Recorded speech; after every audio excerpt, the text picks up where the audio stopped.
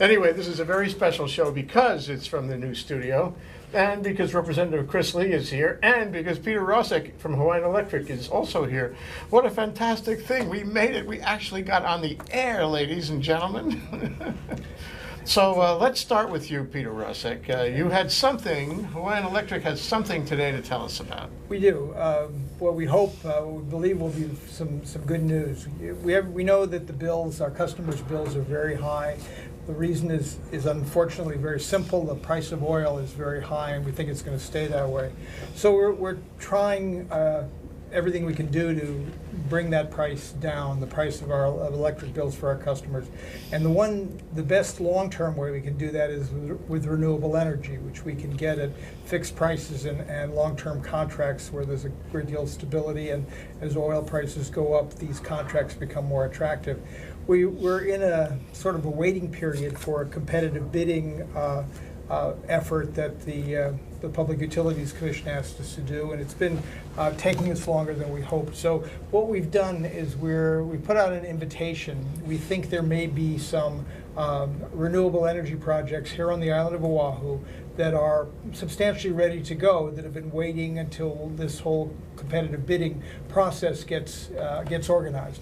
And competitive bidding is a very good thing because it helps helps the Public Utilities Commission and the Consumer Advocate and everyone else have the assurance that we're getting the best possible deal at the best possible price.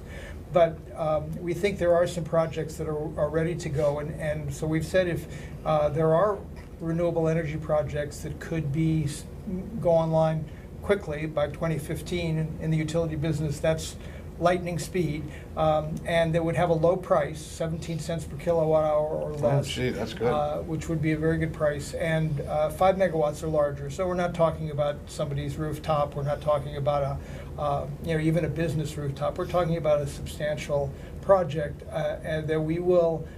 If they'll come in, we'll take a look. They have to be ready to open their books and show us that the price is a good price and that they can deliver on it and so forth. And then we can go to the Public Utilities Commission and ask for a waiver, substantially to say, okay, for this particular project, we don't have to wait for competitive bidding. Every bit of renewable energy that we can get online at a low price reduces the overall bill for everybody. It gives us a greater amount of stability. So, and it's a fairly short time frame, so we really mean people that are kind of ready to go. So this is, I don't expect anybody listening to say, oh yeah, I've got that project, but I think it's important that we try to tell people, certainly they call us to talk to us about their bills, but we want to make it clear that we're trying the things we can do to get some control of these bills, because we know it's nerve-wracking for people trying to plan. It's hard for people to budget. It's hard for people to pay their bills, and that's not good for any of us. That's great, Peter. I mean, I think this possibility will serve as an incentive to entrepreneurs to hustle and get the benefit of a fast track. I think it might even get some local entrepreneurs, to come and play. And I think people will appreciate that Hawaiian Electric would like to reduce the rates if it possibly can. Absolutely. We don't, on all the fuel we buy for our own generation and all the power we purchase from independent power producers, whether they're conventional like AES or Kalaeloa, or whether they're renewable like the wind farms or H-Power, we don't make any profit on that. We don't have any markup on that. All we do is pass that through. But we do want to try, and the Public Utilities Commission and the Consumer Advocate insist that we get the best possible prices. Because a very large part, more than half of anybody's bill, is just to pay for that fuel, just to pay for that purchased power. So we can't control the oil costs. It's controlled in markets in Asia and a lot of other international factors. But to the extent we can get locally based, clean, renewable energy onto the system, it's good for the environment, obviously. It's good for our energy security because we don't have to worry about that big tanker that has to arrive here every week or so. And it's good for the economy. Anything we can do to get more money in people's pockets is good for everybody. And frankly, the best thing that can happen for the utility is to be part of a vibrant economy. That's when we can do the most good, and so we think it's a win-win situation. We think there may be projects out there as you say, it may kind of break things up a little, break things open a little bit. If somebody does come in at a lower than usual price, other people are going to have to say, oh, wait a minute, if that's the going rate, so there's a lot of advantages in doing it this way. Mostly speed and trying to get a reduced amount. Speed is everything. Yeah, and the competitive bidding process, as I said, is a good process. It has its value. This one's taking a long time because it's complicated, but it does take a long time. And going through that, and then going and get permissions, and then going and starting the construction, when there may be a faster way for some of these things. So that's the basic story, and we'll see. It's a very short turnaround, so within about a month and a half, we'll know whether there are some projects that we can go to the PUC and say, give us a waiver. Let us just go talk to these people. They'll show us their books. We'll understand their pricing, and we'll understand their business model, and we'll have that assurance that we're getting a good price. So that would be good. Thank you, Peter Rosek, Hawaiian Electric. Appreciate you coming down. Can I do a short brag on my company here? A short brag on the company. Okay. We've just signed up with a program called Hawaii Hires Heroes, which is easy for me to say, but it might be a little. Hawaii Hires Heroes. And basically, it is the employer's support of the Garden Reserve, has a program for veterans, for people that have either been short-term or long-term active duty, and they're coming back and coming out of the wars we've been fighting or their service. And Hawaiian Electric, I'm proud to say, has one of the highest numbers of veterans, including me. I know I don't look like a battle-hardened veteran, but I spent 3 years in the service back in the day. And something like 200 or more of our employees are veterans, and we are very committed to hiring people. They come to us very often with very high work ethics, very high standards, good education often, and sometimes in the fields that we need or trainable. So we signed on to be part of this. There are other companies here as well, but we're kind of proud of the fact that we're one of the largest already, and we're committed to being a leader there. So thank you for letting me brag on that a bit. Sure. I know a couple of those officers who joined the Hawaiian Electric. Are some of the best. Thank you, Peter Rosek. Thank you, Hawaiian Electric. We're going to take one more feature here, and that's Hawaii Energy.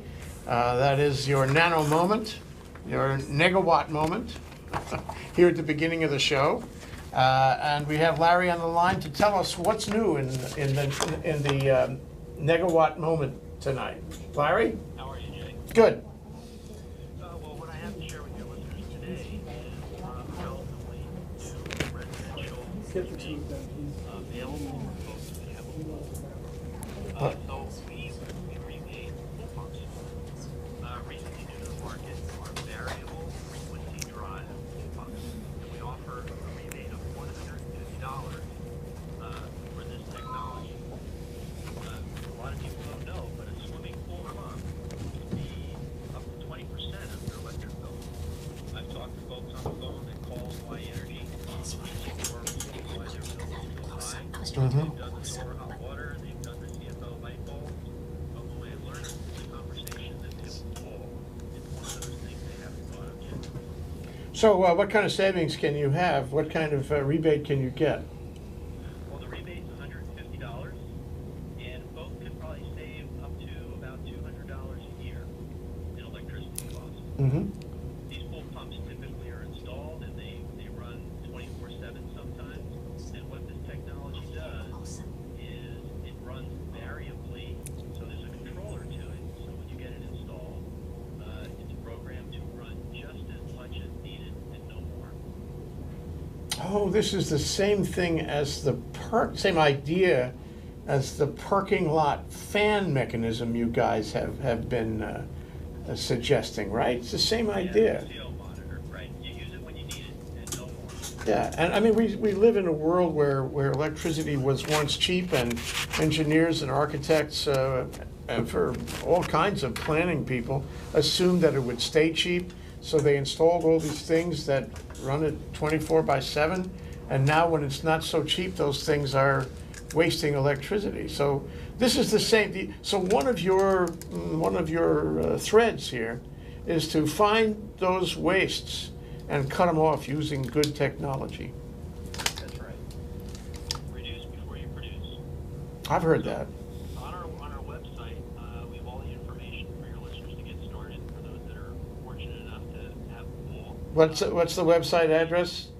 HawaiiEnergy.com, or you can give us a call at 537-5577 here on Oahu, or toll free 877-231-8222 on the name island. Okay, the idea is all you people out there who have swimming pools, want to save a little money, and want to get rich with Larry's incentive, you know, call him up. Let's bury the man in calls, okay? Have a great day. Thank you, Larry. Appreciate you coming on the show. Take care. Aloha. Aloha. See you soon. Okay, and on to the main part of our show. In a moment, we're going to have Sharon Moriwaki here. She's going to join us for the second quarter with Chris Lee, Representative Chris Lee, the chair of the House Energy Committee, who you all want to meet. We'll be right back at the other side of this break. Thank you, Jack Waters. It's great to be on the air. It never felt so good. What a great excitement. And We this had- new space, this studio is wonderful.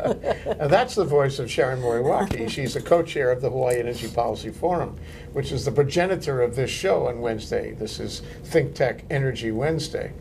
Okay, so the first thing I'd like to do today with Sharon is have a kind of a welcome festival for Representative Chris Lee. Well, thank you. We're so pleased to have you on, this new chair of the Energy Committee in the House. Yeah. Doing a great job. Yeah, we're delighted. You know, we knew you before, but somehow it's like old friends now, and we're sort of delighted that with your situation and your new position, and we sort of want to welcome you that way. Thanks a lot. Well, I caution you, we're only halfway through, so in case the bills all die before that happens, you know. And we'll have you back again to us. Yeah. We're not going to change our minds. Anyway, so I'd like to, you know, I titled this show, although we didn't get a chance to say it yet, is How Energy Looks to Our New Chair of the Energy Committee in the House. And I'd like to know, you know, your feeling these days. Be personal. Sure. No, How does you it know, feel to be chair? Well, let me put this in perspective by saying when I was first elected 4 years ago, and actually when I came home from college 3 years before that, I was not as optimistic as I am today. Particularly coming back at a time, straight out, getting your first job, trying to afford the cost of living here, paying for energy, which is a whole new thing. When I left here, I was a high school student. And you know, my parents paid for energy, so leave the light on, no problem. You know, run, leave the shower, all that stuff. And now coming back, it shows up in your bill, and that's something that's been tough to swallow. I think for a lot of folks my age, many of my friends, and what we've seen in the last few years has been really exciting, actually, and particularly this year, because Hawaii is at a place where we can go one of two ways, and there's going to be a big change no matter what. Hawaii Electric Company has some big changes coming. They've got to meet EPA requirements to clean air standards and all of that, and they've got to change fuels or change their generation capacity. There's all kinds of stuff going on in the distributed generation renewable market with solar photovoltaic. There's big wind projects on the neighbor islands. There's potential for connecting geothermal on the Big Island with Maui, with Oahu. And all this stuff is coming to a head in these next couple of years. And so I think there's a lot of opportunity, and I'm excited to be here to try and help steer that just a little bit in the right direction. Inherent in what you say, I mean, it sounds like something that I've thought about, and that is we live in a historical transformation. You know, you're in a place, in a job, where you're going to change history, not only for the state, but maybe even for the world. Because we're a laboratory, we're going to give this gift elsewhere. Sure. You know, no pressure. You know. But you're absolutely right. I mean, Hawaii, given that we have limited land, a growing population, limited resources, we're at a point where our existing grid, which is a 20th century grid, is reaching its maximum potential, and we've got to adapt it to meet the renewable energy of the future. And all of this is what the rest of the world and the rest of the country is going to face in years to come. But they're not there yet. They've got more land, they've got more resources, they've got grids they can connect to other places. We don't have that. So this is the first time we're going to put all this stuff to the test and see if we can come up with a solution that transitions us to a 21st century, cheaper, cleaner, renewable future and do it right. Well, you've touched on a bunch of philosophical points, but I wonder if you want to take a minute and just give us your philosophy to the extent you haven't already. Yeah, you know, I think there's a couple of big things at play. One, we live in Hawaii. Our environment, our ecosystem here is everything. To the extent that we can protect and preserve that and be truly green and renewable, that's great. The second is, of course, we mentioned this already, the cost of living, keeping the prices associated with that energy and that transition in check so that everybody can afford it, and hopefully, over the time, reduce those costs. Those are the two big things that are drivers behind the things that I'd like to participate in, I think. Those two things, more than anything else. Well, you know, aside from the philosophical, I'd like to know, you know, because there might be a few people out there listening who someday aspire to be a legislator or on the you know, the House Energy Committee. There are some people out there that might aspire to get your job someday. They're very young. It won't be for I think there's a lot of folks that are, they want it right now. I'm almost at a point where I want to give it to them. Well, I'd like to know what it's like when you get up in the morning. I mean, what is it? What's the job entail on a day-to-day basis, either during the session or after the session? You know, it's a lot more work than I thought it was going to be. I've been fortunate to have been elected. This is my third term now, but assuming this role, because it's incredibly technical work and there's a whole lot of background required. Most days I'm at the Capitol still till midnight or 1 a.m. Wow. If you've got a hearing, I mean, I should explain, our process is so compressed. We've got from January through May to hear thousands of bills and figure out what we're going to do with all of those. We don't have a lot of time. And so when you're hearing 8 or 10 bills on a given day, which is a small number, you've got to do all the background work. You've got to talk to the stakeholders. You've got to figure out what's happening. And that takes an enormous amount of time. So it's a lot of work. I'm still waiting for my first weekend. Since January. Well, it's around the corner. May or June. Yeah. But it's worth it. I really want to emphasize it is worth it. I mean, for anybody who wants to get involved in the political process, no matter the issue or area of interest, the chance to try and steer things the right way and the ability to connect people is unmatched. Especially, you know, in energy, especially now. Absolutely. So a couple of other thoughts about this. You know, we talked before the show began about listening to constituents and stakeholders and so forth. And I commented, I wonder if you would comment on my comment, is that, you know, sometimes what they say is not what they mean.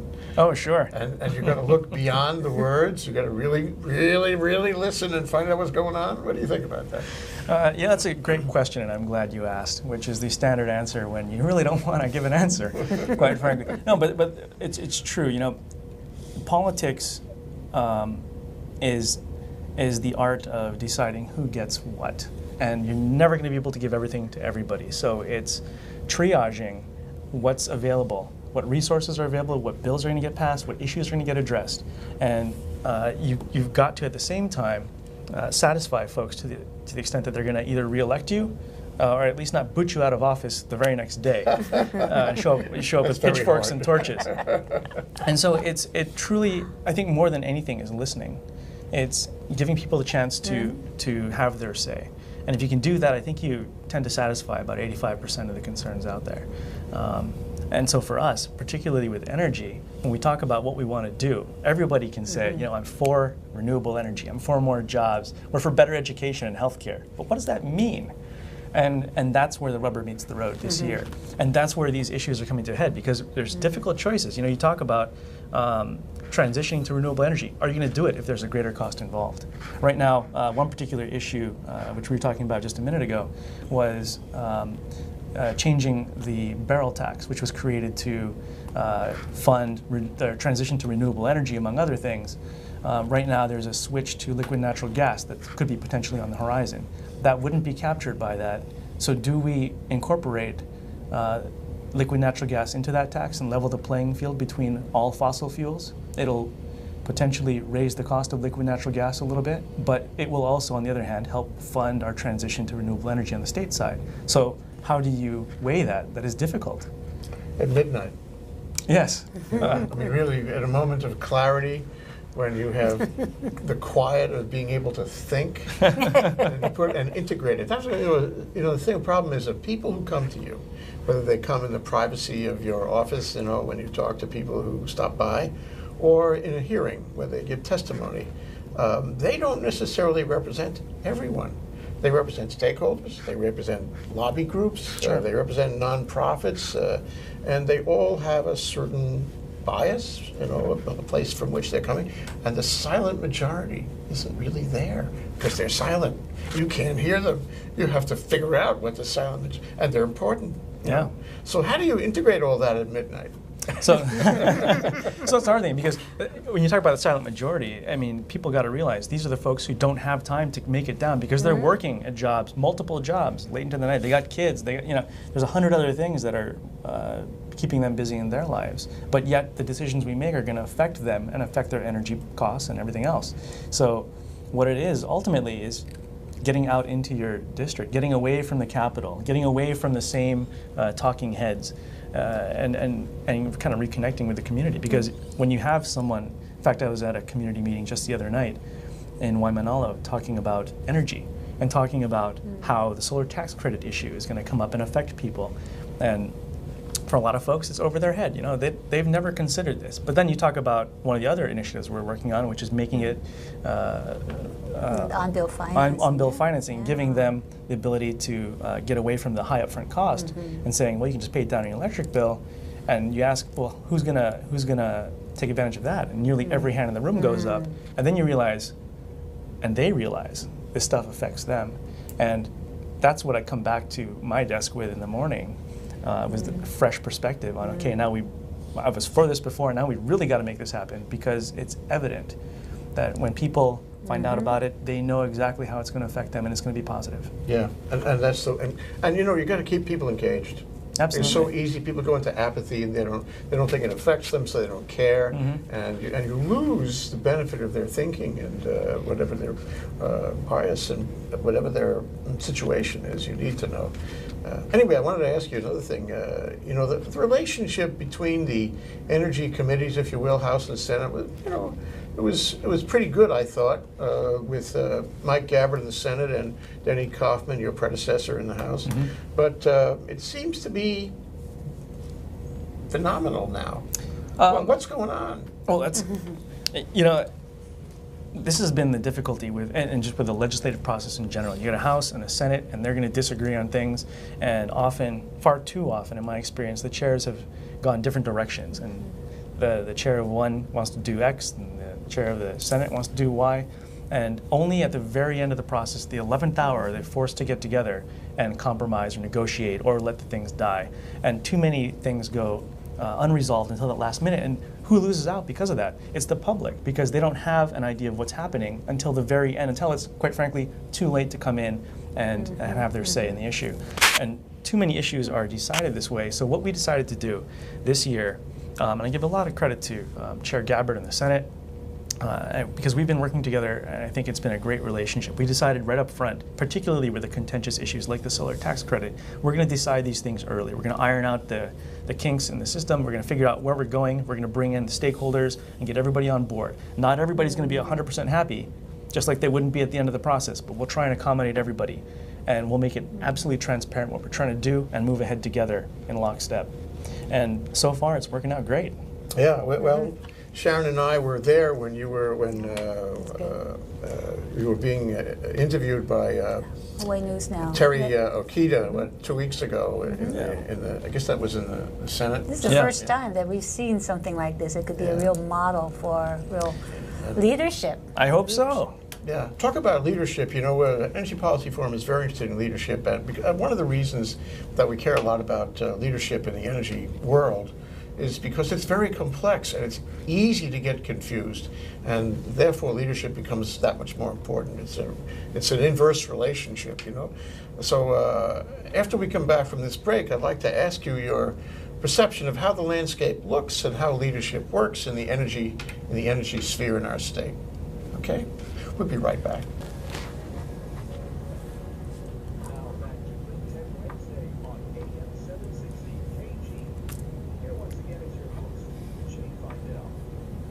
Thank you, Jack Waters. We're back. This is Think Tech Wednesday. I'm here with Sharon Moriwaki, co-chair of the Hawaii Energy Policy Forum, the progenitor of this show, if you don't mind me saying that, and Representative Chris Lee, the chair of the Hawaii State Legislature Energy Committee. So we're delighted to have you on the show. Glad to be back.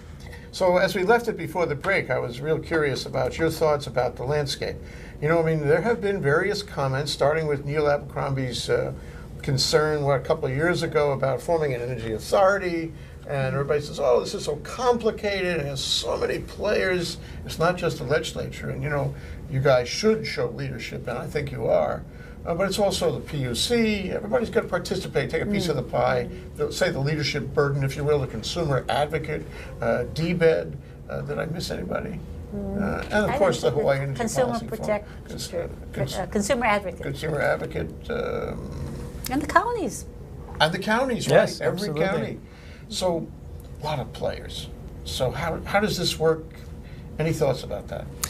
Yeah, there's a lot of talk back and forth, and I think that's. But once you cut through that, I think, in particular this year, I mean, people are up against a wall in a lot of ways, and I think a lot of these issues are time dependent, where they have a year or two left to figure them out, and so folks are finally coming together who didn't talk before, and that's been really positive. And so I think just by virtue of the fact that now they're forced to work together, they're going to.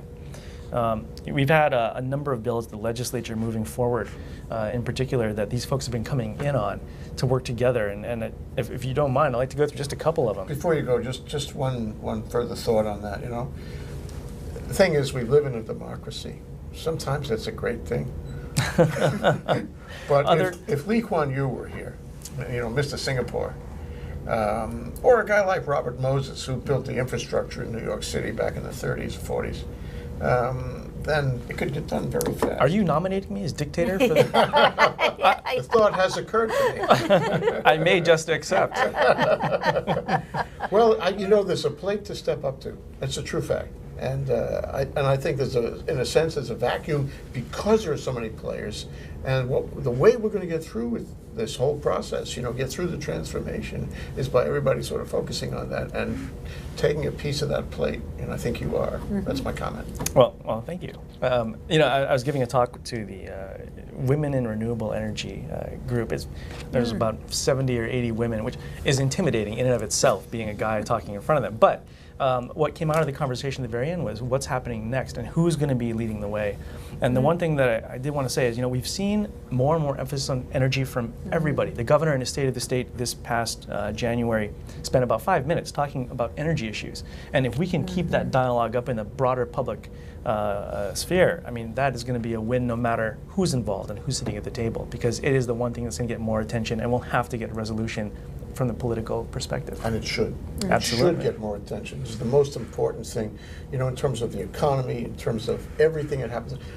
You know, a state that's paying too much for electricity or doesn't have enough electricity is a state with a bad economy. A state that has better electricity and at a reasonable price is a better economy. It's just rack and pinion. It's the way it works. Oh, sure. I mean, you talk about putting money back in people's pockets, which is the basic economic driver of any sound economy. You're talking about hundreds of dollars that people are forking out right now for electric costs. If you can just reduce that by even 10, 20, 30%, that's a huge amount of money that's injected right back into our economy. And further, if we can get down from our $8 or $9 billion export to import a lot of this energy, we can keep that money circulating and artificially almost double the size of our tourist economy here locally. Yeah, you can imagine. I mean, Oh, yeah. Take $8 billion and say Yeah. 1 million people in the state. That's, I get this right, that's something like $40,000 per capita or something. It's many tens of thousands. And so it means my wife could go to Ala Moana Center every day and feed the economy. She alone could make a great economy if this happens. And we'll be happy to collect those taxes. right. More taxes. Anyway, let's talk about bills. There's lots of bills. We need to get to that. Absolutely. What do you got? So there's a few things I wanted to highlight this year, and there's a lot of moving parts. And one of the challenges, especially coming on as chair of the committee for the first time, is everybody wants to have their seat at the table and have their bill heard. And the one thing that I wanted to do is be open.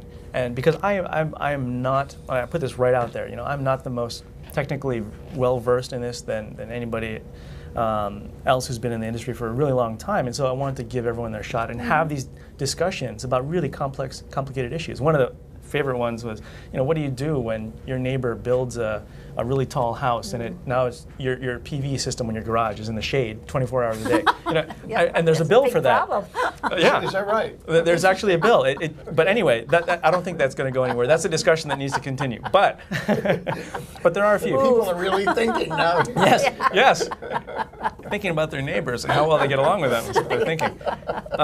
But there's a couple bills in particular. One of them is state financial assistance, special purpose revenue bonds for a seawater air conditioning project in Waikiki, which is moving along. It's separate from the Honolulu one, but it's got a lot of potential, and so we're hoping that moves. It's a different company. Forward. Different company, different group of folks, but same concept, and Waikiki got just as much potential with all those high rises and everything else. Sure, absolutely. Yeah, and they're talking about going all the way up to up the canal to University of Hawaii. Oh, wow. And potentially Ala Moana. Perfect. Use the canals. Yeah. Use the canals. Yeah. Great idea. So there's that. We also, there's been a lot of talk over the years about the barrel tax.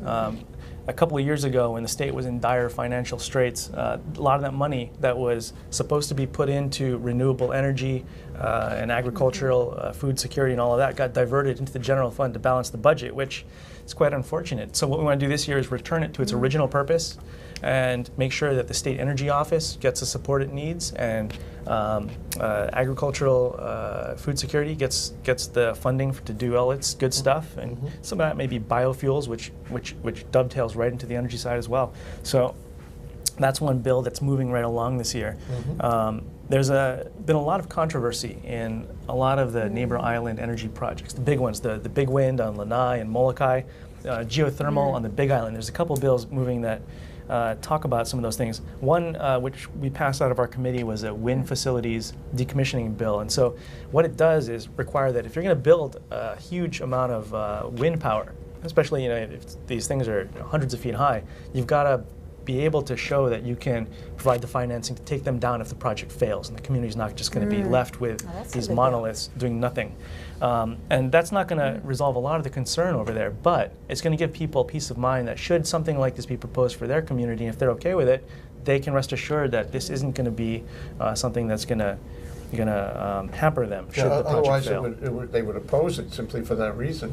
Yeah. This way, it gives them some comfort. Absolutely. There was a project at South Point, as I recall, where the developer abandoned it and left these structures. To me, they're beautiful when they're working. Oh, sure. But when they're abandoned and they're rotting in the field, it's not so beautiful anymore. Yeah, and there's liability. I think right now in England, there are concerns with things that have fallen over and whatnot. And they're huge too. Yeah, so. yeah. And wind can be fantastic. I think First Wind in particular has done a great job of engaging the community so that everybody's on board with their projects and they do it right.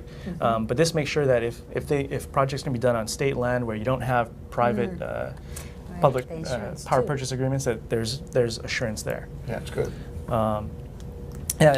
Getting in, I mentioned biofuels earlier. This is one of the things that I think a lot of people tend to overlook, because when you talk about the Clean Energy Initiative and being 70% renewable by 2030, that still means there's a huge portion of our energy use which is still fossil fuel powered, and we can't get away from that because we got to put jet fuel in planes, we got to put gas in cars and everything else, and this could be one of those areas that potentially could help replace some of the high oil costs with cheaper locally grown biofuels, which creates local jobs and everything. So we want to explore that a little bit. One of the bills that was moving along was to help provide some assistance and funding for a zero waste biofuels project. So it's taking away used feedstock that's here locally that otherwise would go to waste and putting it into creating biofuels. And so there's potential there. Whether or not these things come out the other end, at the end of the day, who knows? But we're willing to entertain the discussion, I think, and we ought to evaluate everything. Well, a couple of thoughts. Yes, I certainly agree with that. We have to evaluate everything, but we can't spend all our time on PV. You know, so many. If you ask the average guy what's cooking in the legislature, they say, oh, all these PV bills and the Sure. PV issues. Is that, in fact, there are lots of other things in transportation, as Sharon and I talk about all the time. Transportation has not been attended to. Yep. We really have to fix that. We have to put some time and effort into it. I know you are. Anyway, that's the sound of Chris Lee. He's Representative Chris Lee, and he's the chair of the House Energy Committee, the new chair. And our show is entitled "How Energy Looks to the Chair of the new chair of the House Energy Committee." And I'm here with Sharon Moriwaki, who is the co-chair. Everybody's a chair these days, huh? The co-chair of the Hawaii Energy Policy Forum. This is Think Tech Wednesday. That's Energy for You. We'll be right back after this break. We're back. We're live. May I repeat that? We're live. We're Think Tech on Energy Wednesday here with Representative Chris Lee, the chair of the House Energy Committee, and Sharon Moriwaki, the co-chair of the Energy Policy Forum, which is always interested in what the chair of the House Energy Committee is doing. Very interested. Very interested. Anyway, let's continue our discussion of the bills, Chris. We would like to know all the ones that are of consequence and all the ones that could be a surprise. Sure. Well, there are two big ones that are moving along right now. The first is the solar tax credits bill. This is an issue that's been around for the last year or more. There's been a huge number of folks putting PV on their houses. The state's got a credit for it, and because everybody's taking the credit, costs to the state's going up. So the question is, how do we continue to incentivize photovoltaic and other renewables for folks to allow them to continue to lower their energy prices, at the same time make sure the state's going to be able to balance its budget? And this has been an ongoing battle in the media and at the legislature the last couple months here. But I think, working together with my counterpart Chair Mike Gabbard in the Senate, we're pretty close to a compromise bill. And I think we've engaged the different stakeholders in the industry, and we've got everybody, for the most part, on board. I think what's going to happen generally is that the tax credit's still going to be there. Folks can still rely on assistance from the state to get their photovoltaic systems. And on the industry side, what they want is certainty. Part of the problem is that the rules have changed from month to month, in fact, in some cases, and folks don't know how to sell these systems, and they don't know how to approach people to say, it's going to cost you this much, but you're going to get X back. We can't tell you what X is. Yeah. And so folks can't plan. And so we're going to ramp down. The current plan is to slowly ramp down the credit over the next 6 years. So folks will continue to be able to get a credit today, and it'll slowly get smaller and smaller as photovoltaic is cheaper and cheaper over time. Down to 15%? Right now, it's down to about 15% credit. That's the lowest right, it goes. Right, that's the tail end. And at that point, there'll be a study done by the state, and they'll look at how effective the credit is, how much it's costing the state, but more importantly, what kind of impact it's having on consumers and what kind of return it's getting from in the economy. Because right now, solar construction permits are 26% of all construction permits issued. I mean, solar photovoltaic is a huge portion of our economy right now that's returning over $2 to the state for every dollar invested. It's considered by many to be a win-win. It's the gift that keeps on giving. Yeah, we're going to let it keep giving for a little while more here. Well, it's interesting. I saw an ad in the paper by Synetric, Alex Tiller, the CEO there, a couple of days ago, and they said, we know that the credits may change this year, but we're going to offer you the job as if the credits stayed in place. But you're right. I mean, this is all part of predictability. Right. Being able to tell a customer that it's going to be what it's going to be, and not having surprises because the customer gets nervous and people don't want to do this deal. I don't think it's so much that they're going to get a sweet deal out of it, but they're going to get some kind of deal. Any deal is okay for most people. I would think so, yes. But we want to make sure it's enough that folks actually take this plunge and they actually get away from the reliance on imported fuels, and that they can start to produce energy on their own and start to save money. That's the big thing. Okay, what else? When you talk to people and they see their bill after they have their solar photovoltaic, and they look at my bill, and they become the best recruiter. Best advertisement of all. Yeah. That's right. It's funny if you look at, and I've been meaning to get actual data on this, but I'd be willing to bet that when you look at a neighborhood and the first PV house that goes in, and then you look and you see all of a sudden, very quickly, there's a number of other houses immediately around it because neighbors are looking at that saying, "I want that." Yeah, right. But this brings up the other really big thing which is happening at the legislature this year, which is connected to this and complements this, and this is green infrastructure financing. It sounds really obtuse, but really what it is the state's next big step forward to make renewable energy available to the masses. Talking about renters, which have never been able to capitalize on this before, middle to low income folks who couldn't afford the upfront cost of renewable energy and photovoltaic. So what the PUC is looking at right now is an on-bill financing program that's going to let people, that's going to give people the upfront cost and take care of that for installing solar, for example. And these people will then pay down that cost over a number of years in their electric bill. Their electric bills will drop immediately, and at the end of that payoff period, they'll own the thing and they won't have to pay anymore. So what the financing bill does is create a mechanism to provide the capital to do this, and it's really exciting. We've had some fantastic renewable energy experts from the mainland come in who are experts in this field who say there are literally billions of dollars in investment capital that could come into Hawaii because the system that we're setting up right now, coupling on-bill financing with this particular financing mechanism, has never been done. And these folks are going to dump money into the state to be able to make this happen. And we're going to win. We're all going to win. It's great. Yep, It's great. What I like most about it, though, is that the average Joe who doesn't own his home will have benefits also. That makes me feel good, actually. Oh, absolutely. Yeah.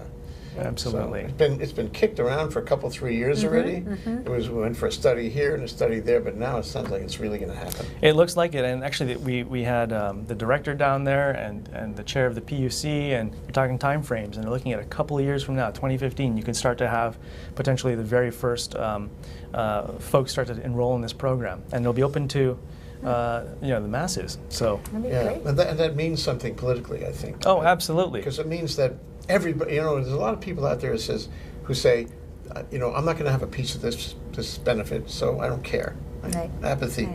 And resistant apathy even. It's only for the rich. It's only for the rich. That's right. I'm just going to walk around Habut. But this is for everybody, and what that means is, it means we're doing our job because we're taking care of not just one sector, but everybody. Yeah, that's a great thing. That's a good Leadership. We got back to leadership. Well, there's many more there than many folks who come before me. Bringing people to the table, though. Bringing people to the table. Okay, we have a few minutes more. What else we got? Well, there are a couple of things I want to talk about which haven't advanced this year, and these are important, just as important, if not more important issues. We've got a clean energy initiative which lays a vision out there for being 70% renewable by 2030. But what happens after that? That's the next question, because when you talk about leadership and you talk about continuity of leadership, you change energy chairs, you change the folks who are leading the state, and what happens to all the planning?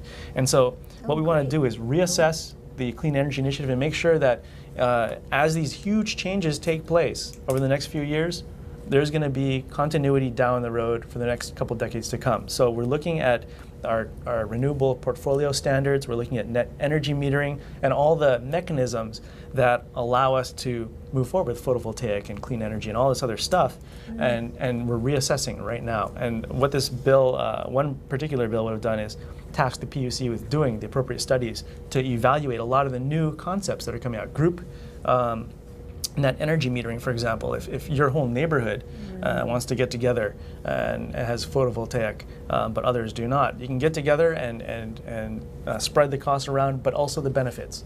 That's how you can also get renters and other folks who may not have a roof that can support photovoltaic benefiting from programs like this. Inherent in this spate of bills is it this thing about how when the utility buys electricity from the homeowner on net metering, I guess, it pays wholesale, but when it sells retail. Right. And the reason is it's entitled to a spread.